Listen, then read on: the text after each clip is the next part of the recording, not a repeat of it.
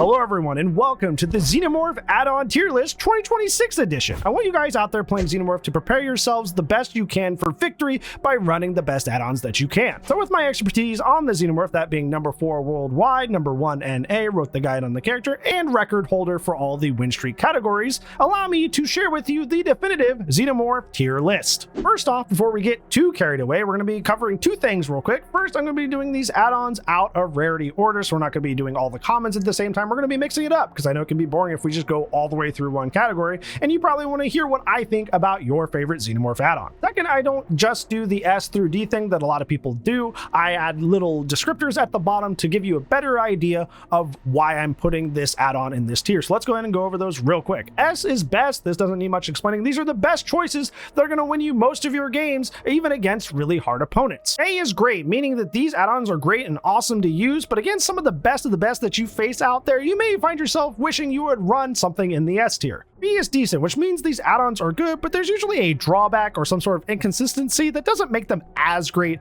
as the first two tiers. C is niche or underwhelming. I think this one's pretty straightforward. Niche meaning that this add-on is only good when it's used with a very, very specific build. Otherwise, it doesn't really do much. Or underwhelming, which means this add-on had kind of an okay concept, but like it just doesn't have enough oomph or power behind it to really give me a comfortability with recommending it. Finally, D, mediocre, which initially just sounds like I'm trying to be nice and not call it bad. But what I mean by mediocre is that these add-ons they're very questionable in design. They encourage bad gameplay habits, or there's just so much setup or requirements to get it to go off that I just don't see why people would ever consistently run these, even if they're doing it with like a specific build or something. All right, so with that out of the way, let's go ahead and get started with our Xenomorph add-on tier list 2026 edition. First, we're going to be starting with a visceral add-on, that being Acidic Blood, and this is a very popular Xenomorph add-on. Acidic Blood being whenever a Xenomorph is stunned within 20 seconds of it leaving a control station, the survivor that stunned them immediately loses a health state, and if that survivor was already injured, they go into the deep wound state instead. This add-on is what I like to call the YouTuber add-on, or just the casual add-on, because if you don't main Xenomorph regularly, you probably look at this add-on and you go, whoa, that's crazy strong, because there's not a lot of add-ons in the game that just outright turn something that doesn't injure survivors into an injury, and whenever it happens, people just assume that that's overpowered.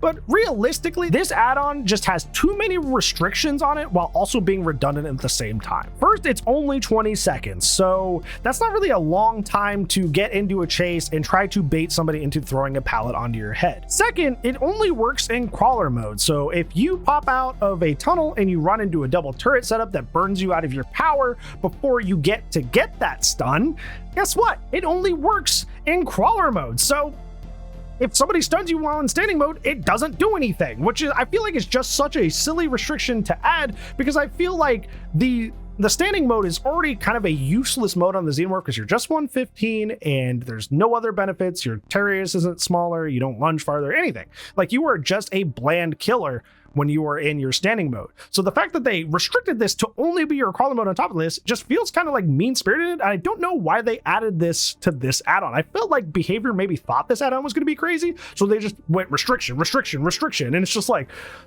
it's redundant ultimately, and we're going to get to that.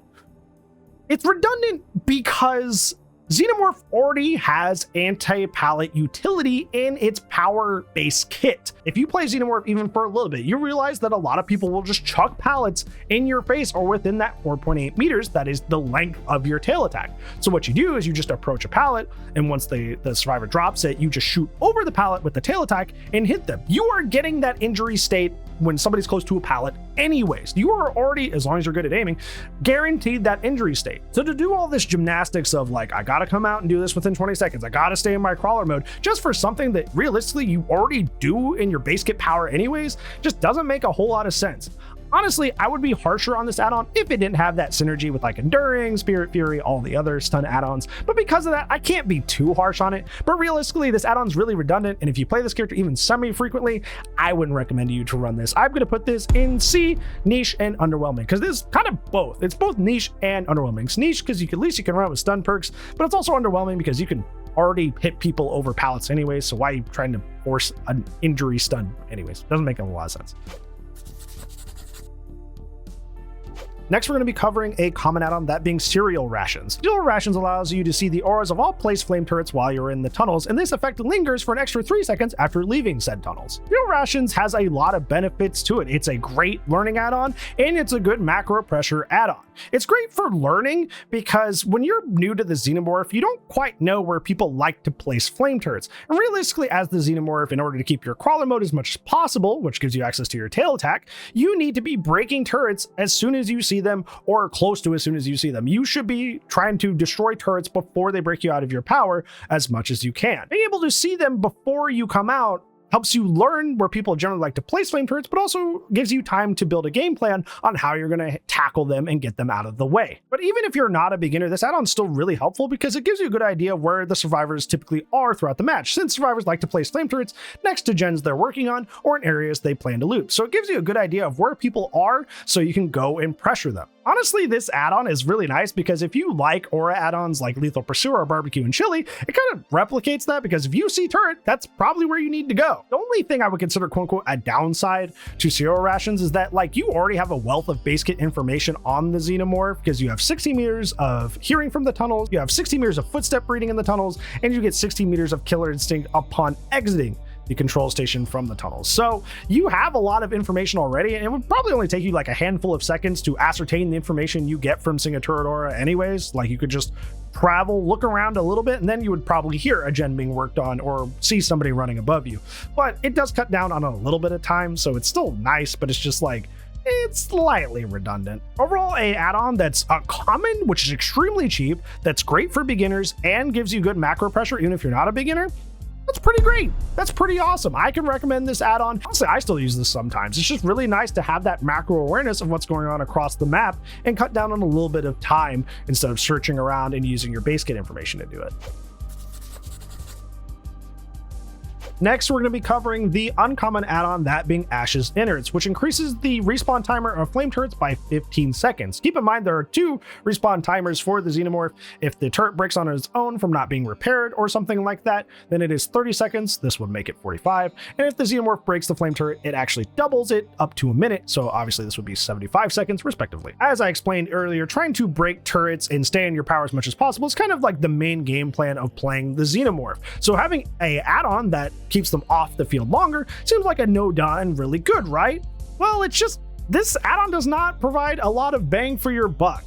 I think the main issue I've realized with using this add-on and why I've noticed it doesn't really provide a lot of actual value is because there's 4 flame turrets that are allowed in play. So usually if a flame turret gets broken, you would think, okay, this is great because that's off the field even longer.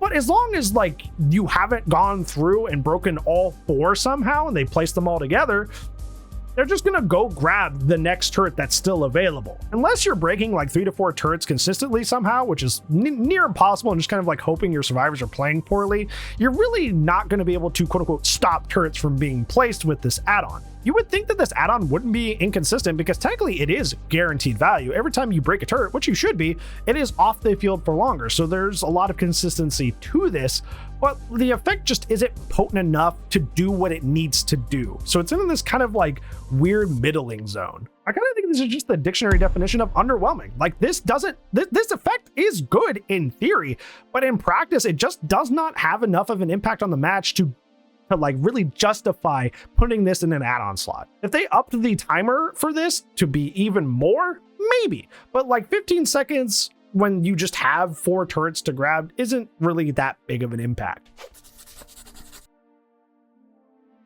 Next, we're going to another uncommon add-on, that being Brett's Cap. Brett's Cap is whenever you break a flame turret, every survivor within 16 meters of that broken flame turret experiences the blindness status effect for 25 seconds. Brett's Cap is a very puzzling add-on, and I don't know what's going on with it. Blindness as a status effect is already not that amazing. I like to call blindness as a status effect the anti-swift add-on, because if everybody's in comms, or even if like 2 or 3 of the survivors are in comms in like Discord or something, they can just call out where they are if they're on hook or if they've been slugged or something like that. So they can kind of just like circumvent the blindness status effect already. Blindness is already one of those status effects that like you're just kind of hoping that the survivors you're facing aren't coordinating, because if they are, the status effect does next to nothing. Which is why I'm really confused that this add-on in addition has not one but 2 restrictions. Blindness status effect only affects people within 60 meters of the broken flame turret, which realistically doesn't make a whole lot of sense, because the whole point of blindness is that it hits somebody and it makes them confused or make the wrong decision when they would usually make the right decision if they had the info from the aura. But this doesn't really do that, because if you're within 60 meters of a broken turret, you probably were already aware that the Xenomorph was around. They're only blind for 25 seconds, which isn't a great deal of time. If somebody was blind for a long time through something like Mindbreaker, for example, they may not go get the hook because they don't see the guy on hook. They may not know where to go pick up the slug, but with only 25 seconds, they can kind of just wait out the status effect, unfortunately. I think the only way this add-on's actually helpful and why it's in mediocre and doesn't create its own bad tier is because blindness does take away the aura of flame turrets. It doesn't take away the aura of control stations, but it does take away the aura of flame turrets, so it has like a very, very tiny helpful thing that you can use with Xenomorph specifically, but like it's so tiny that I can't in good faith recommend this add-on. It's very mediocre. My tinfoil hat theory is that there was probably like a stronger effect here instead of blindness. Like maybe it was like hindered or something, and behavior looked at that and said, that's too strong, and switched it out for something else. Because to have 2 really big restrictions on a very meh status effect doesn't really make a whole lot of sense. Next, we're covering another uncommon add-on, that being Crew Headset, which increases the detection range of survivor footsteps from the base 16 meters all the way up to 22 meters by increasing it by 6 meters. Crew Headset is a kind of a fan favorite add-on of people that play this character casually, and thankfully it's not as underwhelming as Acidic Blood. Crew Headset is an add-on that provides a lot of information. 22 meters is an extremely long distance, and you'll be seeing people all across the map with this while you're running around in the tunnels. I think the main drawback of this add-on is that you may not always be able to act on this information, because you won't always have a control station nearby that guy that you're seeing 21 meters away at the edge of your range. And it's kind of like, I see you, step 1, step 2, shrug. Like, okay, I see you over there, and then nothing really happens. You can't really convert that into a play. And I find that happening a lot with this add-on. I think this add-on is very, very popular with people who play Xenomorph casually, because they just see all that information and they're kind of enthralled by it.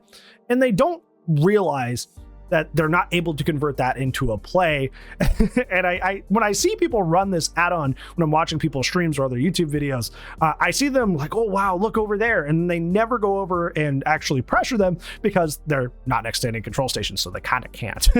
But this add-on gives so much info that even if you don't actually like convert that into a play, it's still good to know that that person's all the way over there next to a gen, next to a loop, next to potentially going for a hook save. It's still good to know that they're over there, even if it doesn't immediately turn into a play.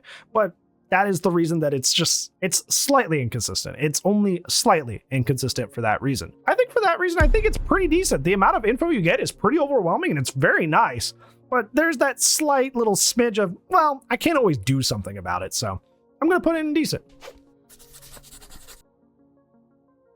Next, we're going to go back to common add-ons, this time covering Drinking Bird. Drinking Bird increases the killer instinct that you get upon exiting a control station by 3 seconds. This add-on is mostly relegated to being either a learning add-on or an accessibility add-on.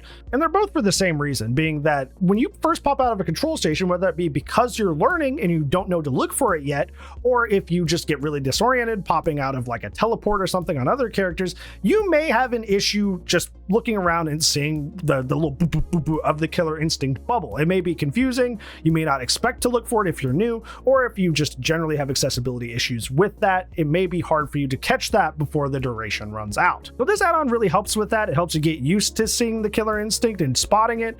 And if you're somebody, like I said, who just kind of gets disoriented when sudden changes of field of view or something happen in Dead by Daylight, this helps you give more time to reorient yourself and be able to see that. Outside of that, though, this add-on doesn't really do a whole lot, and there's a lot of heavy hitters in the common category of add-ons that are way better than this one, and it kind of makes you question why you would run this over something else if you're not new and if you're not somebody with those accessibility issues. So with that, I'm going to put this in niche and underwhelming, more so on the niche side of being new or having those issues. Otherwise, there's not really a reason to run this over other add-ons, especially of its own rarity. Next up, we're going to be covering our first rare add-on, that being Emergency Helmet. Emergency Helmet increases your resistance to the flame turrets by 15% before being knocked out of crawler mode. Emergency Helmet used to be Xenomorph's best add-on back when it was a hefty 35%. This was like one of your go-to add-ons as one of the best add-ons you ran consistently as this character. Now that it's at 15%, it's a little less helpful, but if you remember, the whole point of the Xenomorph is to stay in the crawler mode as much as possible, and you do this by breaking and taking care of flame turrets. Having this extra resistance helps you get time to break those flame turrets, or better, endure some flame turret flames before you get the down on a survivor mid chase, and then you can go break it later. There's another add-on we'll cover soon that is like objectively better than this in every way, and that's kind of its major downside, is there's no real reason to run this compared to its bigger brother. But this add-on is still nice if you prefer what I would call like a tank gameplay style, like you don't mind being in the flames, you'd rather just like tank through it and break it instead of like trying to preemptively break them. You can kind of be in the flames more often using this add-on. So if that's your playstyle, go for it. But this add-on is still one of the best anti-turret add-ons that you can run on this character, and anti-turret is kind of the name of the game if you want to keep your crawler mode. So I cannot in good conscience put this anywhere outside of A, that being great. It may be on the lower end of A because 15% is not a great deal, but if the whole point of the character is to stay in crawler mode and to deal with the turrets, this helps deal with the turrets very well. So it belongs there. Next, we're going to be covering our first very rare add-on, that being Cat Carrier. And man, what a heck of a one to start on, because this is a very controversial add-on, especially among the Xenomorph community. Cat Carrier grants you the undetectable status effect when you lose your power to a flame turret, so you get kicked out of your crawler mode from the flames hitting you. This add-on is very controversial because a lot of Xenomorph mains think this add-on is really great and really awesome, and other people kind of err on the side of saying that it's very costly at best and inconsistent at worst. I kind of err on the other side. I err on the latter. I think a lot of killers in DBD have that quintessential, this add-on gives me undetectable, but like I said, this one is very costly because you have to lose your power in order to be able to get this undetectable status effect. As I explained earlier, standing mode in Xenomorph does nothing for you. You're a 115 normal killer. You don't even get the advantage of being like short or something like that would give you an advantage, especially if you're using like the Queen or Deep Sea skins because of their big head crest. Like Xenomorph is pretty tall naturally, even in their default skins. So it's like, you don't have that. So you're giving away your crucial tail attack that helps you end chases quickly. You're giving away the short stature of crawler mode that helps you kind of mind game at loops better. You're giving away everything that makes your character special to do nothing. You may be saying, well, it's not nothing because I have 30 seconds of undetectable. And this is where I kind of have to burst your bubble, because if you didn't know, I'm sorry you have to find out here, but the flame turrets don't just throw flames on the Xenomorph. The flame turrets come with a little beeping monitor and motion sensor that beeps the closer you get to it.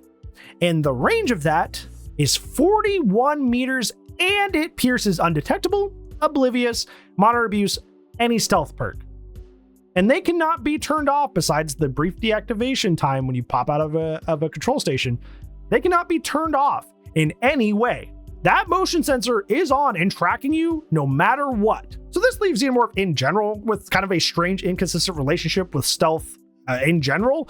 But this cost you your entire power just to have something potentially go really wrong. If there is a turret even remotely anywhere near the place you're trying to sneak up on, the survivor is going to know you're coming a mile away. That's not to say that this add-on does nothing. I've gotten plenty of value out of this add-on, but it's more because the survivors are not on top of their turrets or not paying attention, and not because I'm necessarily doing something smart or sneaky. I think when it comes to like recommending add-ons for people to actually use, I try to err away from suggesting things that are inconsistent. I want to give you suggestions on things that will always work, or at least work most of the time. This is the dictionary definition of inconsistent in the Xenomorph dictionary. This add-on sometimes is really great when your survivors aren't placing flame turrets or not placing them near places you actually want to pressure. And other times when the survivors are on top of their turrets, you will get zero value out of this add-on, and you'll be out of your power for most of the game. And those games are abysmal. I feel like if this add-on had some sort of other trigger other than losing your power, it may be fine, but losing your power is too big of a cost for something that just may not work at all. So unfortunately, I'm going to put it in niche and underwhelming. Underwhelming not because it's bad, but because it's a huge gamble. Next, we're going to be covering another very rare add-on, and that is going to be Harpoon Gun. Harpoon Gun is whenever you exit a control station for the next 30 seconds, anytime you hit a survivor, anybody outside of 60 meters of your location screams and reveals their location to you. Ideally, you should be going in and out of your tunnel system as much as possible as the Xenomorph, because you not only have those base kit infos that I talked about earlier, but you also travel 18 meters a second in the tunnel, so it's your best way to get around. So not only is this very easy to, the trigger state is very easy to achieve, but also it works on every single hit within 30 seconds. So not only does it go off once, but it goes off every single time you hit somebody within a 30-second period, which is very nice. It provides an amazing wealth of info. You like crew headset? Throw that crew headset away, because you're going to be knowing where everybody on the map is all the time with this add-on. There is zero reason to run crew headset if you have Harpoon Gun available, because people are going to be screaming nonstop, and you're going to know where everybody is traveling around you, unless they're all grouped up within 16 meters of you. In that case, you should be snowballing anyways, because you shouldn't be that grouped up. This add-on, in addition, becomes extremely obnoxious when you pair it with Hex Totem perks or healing perks. Because if you didn't know, with totems, if you get interrupted midway through cleanse, you don't save that progress. You have to restart all the way from the beginning. So if you pair this with something like Thrill of the Hunt, it becomes extremely nasty, because somebody could get really close to finishing the totem. You hit somebody across the map, they scream, and now they have to restart this Thrill of the Hunt totem all over again. You can protect your Ruin, you protect your Devour, whatever you happen to be running with it, and keep it up for an abnormal amount of time. Xenomorph makes Hex Totems actually really good, and it's solely because of this add-on. In addition, I briefly mentioned, it's also pretty fun with anti-heal builds, because if you're stacking a lot of hemorrhage through stuff like Gift of Pain or something like that, it makes it to where they're constantly screaming and stopping their heal, which causes hemorrhage to start regressing their heal progress that they got so far. This add-on does everything. It's really strong, it's really consistent, it's near constant value, and I would argue it's almost a little too good. I wouldn't be surprised if behavior either nerfed the range or nerfed the, it working on every single proc, because this add-on is really good, absurdly good. I think for that reason, this add-on goes all the way up into S tier. You will always get great value out of this add-on. I think the only times you don't is because the survivors are grouped up, which in that case, you're already probably winning anyway, because they shouldn't be that grouped up. Or B, you're one of those Xenomorphs that just doesn't use their tunnels a lot, but in that case, you're kind of doing something wrong, because you should be in your tunnels as much as possible as the Xenomorph to get around the map and to get free information. So that's kind of, once again, on you. Otherwise, this add-on just does everything and is amazing. I love this add-on a lot. Next up, we're going to be covering the other visceral add-on, that being Improvised Cattle Prod. Improvised Cattle Prod is a little bit of a complicated add-on. This is for every generator that is completed for the next 15 seconds. If a survivor comes within 10 meters of a control station, you see their aura for 15 seconds. This add-on is interesting because at first I was a little harsh on this add-on because, as I keep mentioning, Xenomorph has a wealth of base kit information in their kit. So aura reading perks and stuff aren't necessarily as helpful on them. They're not bad, but it's slightly redundant. But this add-on, I really turned around on, because there have been so many situations where this add-on has been extremely helpful. I think the thing that makes this add-on different is it provides 15 whole seconds of aura reading, which is an extremely long amount of time to have aura reading on people. I cannot tell you the amount of snowball decisions I've been able to make because of this add-on, the amount of shots I've been able to get through a gap or something, because I keep seeing this person for 3 to 5 business days after that generator popped. Another thing that's really cool about this add-on is there's nothing really about Xenomorph's base kit or even the rest of their add-on library that lends itself to the end game. If anything, Xenomorph is kind of quote unquote bad in the end game, because you can't hear the patch in the tunnels, you can't hear exit being worked on while in the tunnels, so Xenomorph kind of suffers in the end game. But this add-on kind of helps with that, because if the last gen pops, you get 15 seconds of aura reading on everybody moving around, and you can see what they're doing in the end game. In addition, if you run this with Lethal Pursuer, this goes all the way up to 17 seconds of aura reading, which is crazy. The visceral rarity is a very, very expensive add-on for something that you can kind of already do, because you have a wealth of base kit information. So it's slightly redundant for how expensive it is.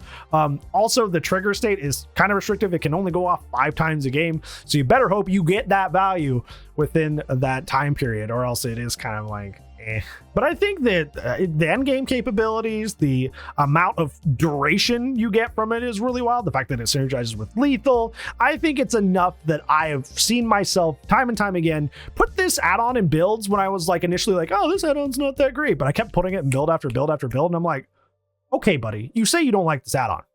You keep using it in builds and you keep getting a lot of value out of it. So is it really that bad? And the answer is no. I think it's pretty great. I think aura reading in general is just like a powerful effect, even if you're playing somebody like, you know, Doctor or Xenomorph that gets a lot of base kit information. There's a reason that aura reading add-ons are banned in a lot of comp settings, because whoo, you can get a lot of good setups and good snowballs after knowing where somebody is when you really shouldn't. So I think this add-on's really nice. I've really turned around on this add-on, so go try it out there. Go have some fun.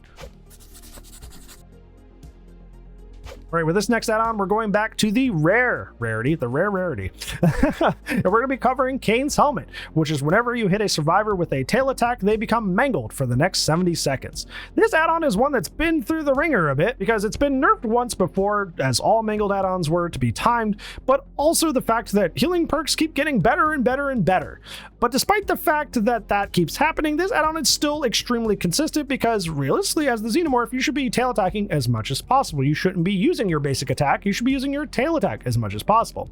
So this is just free mangled, free slowdown on their heals every time you go for the tail attack, which is what you should already be doing anyways. It is kind of really questionable why it's not mangled and hemorrhage at the same time. Almost every other version of this add-on on a different character is mangled and hemorrhage, but they didn't go that route with this character, and it doesn't really make a whole lot of sense because like Xenomorph isn't even that amazing of a character. They're like B plus tier, so I don't know why they were very restrictive with this, but regardless, free mangled on something you're already doing all the time is helpful and very, very consistent. And consistency is kind of the name of the game when it comes to recommending an add-on. So I think it's pretty great. It's pretty straightforward. Like I said, we need to keep an eye on this add-on. I can see this. I even put this in B tier as like a snap reaction to all the heal perk buffs, but realistically they still have to heal through that. It is still just guaranteed value for something you're kind of doing all the time regardless, so it is inherently consistent. So I don't think I can in good faith keep it in B tier because it just happens every time you tail attack, and you should already be tail attacking all the time. I don't know what else I can say. Next, we're going to be going back to uncommon add-ons, this time covering the add-on Lambert's Star Map. Lambert's Star Map is one of the best performing add-ons that Xenomorph has.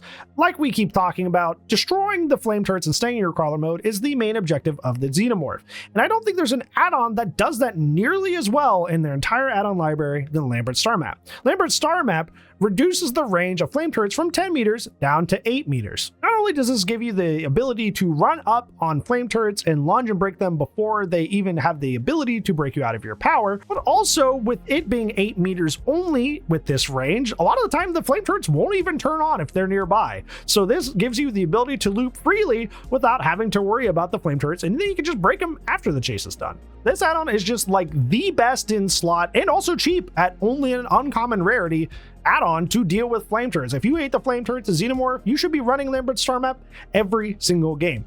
There's a funny little caveat for you, and I'm sure nobody's noticed this on Survivor. You can actually tell when a Xenomorph is using Lambert's Star Map. The little blue ring you get that shows you the range of the flames, that actually does shrink if they're using Lambert's Star Map. So keep an eye on that if you're playing on the Survivor side. Otherwise, I literally have to put this in S tier. There is not a better bang for your buck, amazing add-on for the Xenomorph other than Lambert's Star Map. You may be questioning, why is it above Harpoon Gun? Because Harpoon Gun is really strong and arguably overpowered.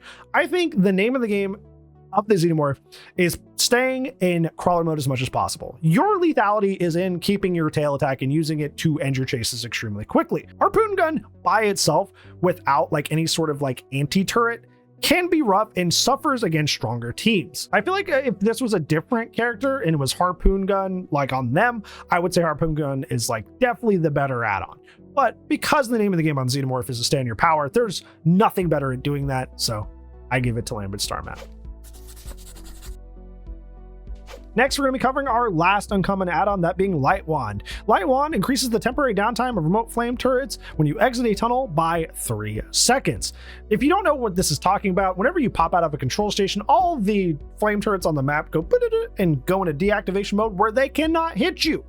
and this extends that time even more. This add-on, funnily enough, used to be one of Xenomorph's worst add-ons. It was just a numbers buff. It didn't really change by a whole lot, but that numbers buff meant a lot because this add-on makes it to where sometimes turrets don't even turn on by the time you hop out of a control station. And this is extremely helpful against better players, which is why I think I like it. Because if you're facing bad survivors who at least know that they need to use the flame turrets, a lot of the time they'll place the flame turrets right in front of the control station or next to it. And in that case, you just smack them easily while they're in the deactivated state and you don't worry about it.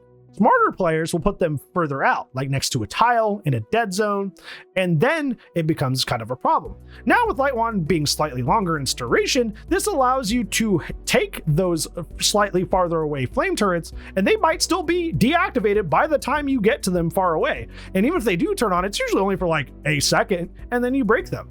I'm actually pleasantly surprised by how much value I get out of Light Wand, and I even made a video about it because I think it's really underrated. I think people don't give this add-on its flowers. I understand that like Lambert Star Map, way better. Even current emergency helmet is way better. But there are so many scenarios where I would use Light Wand, I'd be like, wow, that turret was in a good spot, far away from the control station, and it didn't even turn on. Holy moly. So with that, I'll put this add-on in decent. I think in terms of like the anti-turret add-on tree, this is technically top 3. It's in the 3rd slot, but like the other 2 are just so much better that like using an add-on slot just for this one, if you really hate turrets, you should really just be using Lambert Star Map and emergency helmet still. But if you wanted a little bit of a different gameplay flow of breaking the turrets before they even turn on, you can do like Lambert's Light Wand and like, you know, kind of mix up your gameplay a little bit. It's still fine. It's pretty decent. It's just like outclassed by other add-ons in the same effect tree. That's all. Next, we're going back to rare add-ons, this time covering Molted Skin, which is after deploying a flame turret, survivors are exhausted for 30 seconds. This add-on, similarly to Light Wand, used to be one of Xenomorph's worst add-ons, but now it is an amazing, beefy add-on. Exhaustion perks are some of the strongest perks in Dead by Daylight. You know, where I'm talking about the life, the sprint burst, the balanced landings. They're very frustrating to deal with, and especially on a character like Xenomorph that really suffers from pre-running because the flame turrets rat you out with the motion sensor. Often survivors will be on a gen and greet it all the way until they hear the turret beeping, and then they'll sprint burst away or hit a window and life away. It's really rough, and it's one of the weakest parts of this character is how much they suffer from pre-running survivors. In this case, if they want to have that coverage of knowing you're coming to pre-run and they grab a turret, now they're exhausted. So now they don't have their sprint burst. They don't have their life, especially if you pair this with really strong exhaustion perks like Mindbreaker that quite literally pause that timer. This character makes it to where you barely run into exhaustion perks, and it's extremely nice. I think the only downside of this add-on is like you don't always know you're getting value out of it, and especially if you run into a team of survivors that only have like 1 or 2 exhaustion perks, this add-on is nearly useless. That comes with the territory of running like an anti-meta pick in any sort of game, is that like if you just run into people not running the meta, it doesn't do a whole lot. Other than that, this add-on is amazing. It is one of their best add-ons now because of how much they suffer from pre-running and how much this could just shut it down. It is just really nice, and it's very cool to see it go from the bottom to the top. Next, we're covering another rare add-on, that being Multipurpose Hatchet. Multipurpose Hatchet is the pairing add-on to Kane's helmet, that being survivors hit by successful tail attacks suffer from the hemorrhage status effect until fully healed. I was questioning this during the Kane's helmet part, but I'll bring it up again. I don't know why Behavior felt the need to separate these add-ons and put them into different add-ons. Most characters have Mangled and Hemorrhage wrapped into one add-on, but for some reason with the Xenomorph, they did not do that, and it doesn't really make a whole lot of sense to me. However, the major sin with this add-on is that it is the same rarity as Kane's helmet. Like, at least make it cheap if you're going to separate them. Hemorrhage is not as good as Mangled, so to make it the same rarity and split them and make me run both add-ons at the same time if I want to do true anti-heal is nonsensical, and I truly don't know why they did this. That being said, it's like Hemorrhage is still good, especially if you're, like I was mentioning earlier, running Harpoon Gun or a Scream build, or like constantly breaking up heals with other anti-heal perks. Like, it's still okay in its niche. You know where that's going. But like otherwise, it's like just run Kane's helmet. If you want to do a little sprinkling of anti-heal, but you don't want to commit to the full anti-heal bit, just run Kane's helmet. There's no reason to run Multipurpose Hatchet by itself or anything like that. So for that reason, it goes in niche. If you're running a full anti-heal build, go for it. But otherwise, you're not running Multipurpose Hatchet by itself. Next, we're going back to common add-ons, this time covering Ovomorph. Ovomorph increases the power recovery speed of crawler mode when you're outside the tunnels by a whopping 25%. This add-on is similar to Seal Rations in the fact that it is a great add-on for everybody, but also a very great learning add-on. It's a great learning add-on because when you're learning the Xenomorph and you're learning to deal with the flame turrets to not get knocked out of your power, you're not gonna nail it all the time. You're gonna get burnt out of your power sometimes, but this helps you get that back quicker, which is very, very nice. That being said, you should probably be going back into the tunnels whenever you lose your power because it charges at 8 times the speed while you're running through the tunnels, but that is aside the point, you probably don't know that if you're brand new to the character, so this helps you get that back easier and helps you get back into the fight. Second, this is just kind of like a good add-on in general for multiple reasons. First off, this add-on works in that little mode that like you down a survivor and you pick up the survivor and it kicks you out of your power automatically down to 75%. That works while you're carrying the survivor to the hook. So realistically, you're getting back into your power quicker just by default when you're using this add-on, which is really cool. Also, another thing is like, you're not always in a position where it's realistically the best choice to get right back into a tunnel right after, hooking a survivor. Like if there was multiple survivors around hovering for a flashlight save, or somebody was, you know, just nearby on a generator, it may not make sense for you to hop in a tunnel if they're literally one tile over, but you still want your power for that chase, and that gets you your power quicker, and you'll have that available to chase off that flashlight saver with your tail or go to the next tile over to pressure that gen with your tail. This is not only a nice little quality of life boost add-on, but it's great for learning the character by lessening the blow of being out of your power. And it's really cheap. It's just a common add-on for as helpful as it is. And this is a weird little side thing that like technically this is like one of your best add-ons for like quote unquote cop Xenomorph, because if you don't know, having 2 flame turrets or a double turret setup as it's called right next to each other is really strong and has almost 0 counterplay.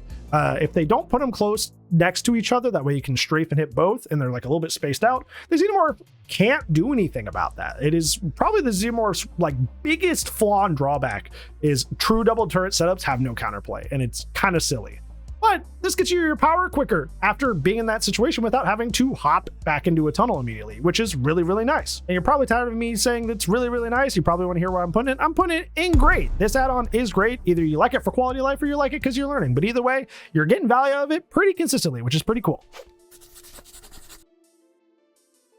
Next up, we're covering our final rare add-on, that being Parker's Headband. This is whenever you exit a control station, you gain 5% haste for 3 seconds. This add-on is really puzzling because like the idea is super good. The idea is great. Pop out of a control station, get haste. You know why? Because we talked about this earlier with Molted Skin, is pre-running is one of Xenomorph's biggest weaknesses outside of the double turret setup. So having haste to kind of be like, no, I'm fast too, is great and awesome and rounds out a very frustrating and very strong playstyle against this character.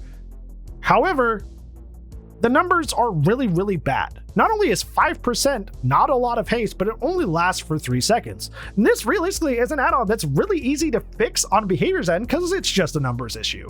You just make 5% for 10-15 seconds, or you make it like 15% haste for 3 seconds. And then it's like, then it's fine. But because both numbers are low at the same time, it's really underwhelming. It's like, unless you're running like a full haste build, and that's like the whole gimmick, like you're running batteries included, furtive friends, that sort of thing, you realistically shouldn't be running Parker's Headband basically at all. Also, for an add-on that's in the rare rarity, for the rare rarity, that is like very expensive for something that doesn't do a tremendous amount. So I'm going to put this in underwhelming. I already said underwhelming in it, so you probably knew, but it's just like the numbers are just too low for this to have a true impact. It can be nice in synergy with other haste perks, but other than that, that's about it. This add-on's not going to do much for you. All right, now we're going to be covering our last common add-on and probably the most controversial Xenomorph add-on that they have. Oh yeah, we're getting into it. That being Ripley's Watch. This add-on is whenever a flame turret burns you out of crawler mode, that turret auto-destructs. This on the surface sounds extremely nice, especially if you're learning the character. But this is one of the biggest, scariest noob traps in any of these add-ons. This add-on is trying to trick you into thinking it's great and awesome when realistically it's extremely detrimental. First off, let's go ahead and talk about just like the nature of the add-on. The add-on encourages you to lose your power. We've talked about with so many other add-ons in this tier list that the whole point of Xenomorph is to stay on your power as much as possible. How do you do that? By taking care of turrets ASAP. This add-on encourages you to not learn or take care of those good habits of breaking and getting rid of those turrets right away, instead encouraging you to let them burn you out just so you can save a couple seconds of breaking it on your own. The trade-off of losing your entire power for 2 seconds of efficiency when the whole point of the character and their lethality is keeping their tail attack in the crawler mode quite literally makes zero sense. It is quite literally reinforcing one of the worst habits that you can have on this character. I've had a dime for every time I watched a Xeno Chud go, oh wow, Ripley's watch is amazing, and then I watch them spend 90% of their game outside of their power and have a terrible time. I would have $1 million because it is extremely common to see people try to pick up Xenomorph, slap on Ripley's watch, and go, wow, this is great, while they run around the map as a 115 killer with no ability. I've even seen really adept Xenomorphs that claim to be really good at the character and understand the character very well swear on Ripley's watch and then spend most of the game outside of their power as a 115 normal killer. It quite literally makes no sense to me. I do not get why they do this. I don't get the benefit of this add-on. To me, this is the same equivalent of something like Parker's Headband, where yeah, technically it does have a marginally positive effect, but this one doesn't even have any synergy because it costs you your entire power, which is the entire point of the character. Ripley's watch is like offering me a cake entirely made out of dirt, but at least you put icing on the top. Like, yeah, you do get the little icing, which is like the slight, efficiency of not having to break it yourself. But like the rest of it, losing your power, is a big dirt cake. Like it's, ooh. This in addition gets even worse because flame turrets break on their own a lot of ways that aren't even you having to break them. If a survivor doesn't repair it, if it fully extends its flame charges, like there are other ways that flame turrets break without having you have to be the one to break them. So adding another way to do this on top of the already base ways that it already happens, on top of losing your power, makes even less sense. I think this add-on, I can't in good faith put it in last, but I do have to put it in D mediocre because it encourages such bad habits. The efficiency is so marginal that it doesn't really matter, and it hurts the very people it's trying to help. This is supposed to be a beginner designed add-on, but it is a noob trap that keeps people learning bad habits and then hating the character and then dropping the character when they should never ever equip this add-on. Neither should you. Next up, we're going to be covering the add-on you probably came here for. Sorry, it's near the end. The very rare add-on Self-Destruct Bolt. This being whenever you're in crawler mode and you vault the window, you do so 30% faster while you're exclusively in that crawler mode. Self-Destruct Bolt is probably the most famous and well-deserved famous add-ons that the Xenomorph has, because this is the best non-anti-flame turret add-on outside of Harpoon Gun and Molted Skin. Xenomorph, this add-on honestly really feels like you're playing the Xenomorph because the Xenomorphs are extremely agile in their source material. So the ability to just kind of like fly through a window at Mach speed is really, really good.